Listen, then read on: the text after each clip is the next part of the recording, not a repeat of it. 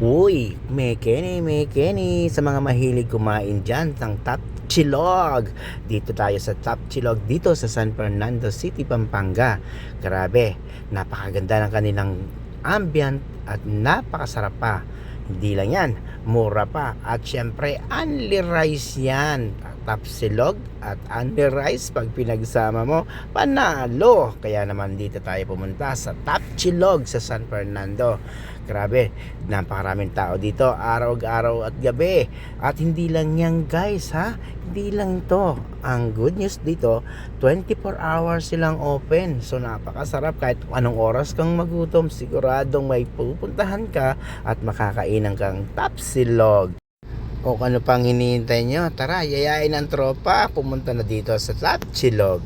Ang ganda pa nga ng mga may mini motorbike nila dyan. At ang kakaiba sa kanilang lamesa ay surfboard ang ginamit. At ito nga ang kanilang counter. At dyan na nga rin ang kanilang menu, kung saan napakarami at napakasarap talaga ng kanilang mga pagkain dito. At meron nga pala tong second floor kung saan pwede kang mag-hangout at napaka-colorful din. Dito yan sa Top Chilog sa San Fernando.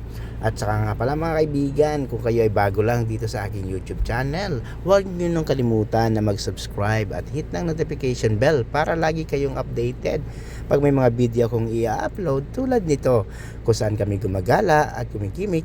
Doon din kayo, isasama namin kayo. Siguradong mararating nyo ang mga nararating namin, kaya huwag nyo kakalimutan, hit nyo yung notification bell para lagi kayong updated. At siya nga pala, dito sa Top Chilogan, only rice na, only sabaw pa. Baka nakalimutan nyo, kung mahilig kayo sa sabaw, aba ay punta na, dahil hindi nyo makakalimutan ang sarap ng pagkain nila. Sa halagang 120 pesos, siguradong punong-puno ng tiyan mo.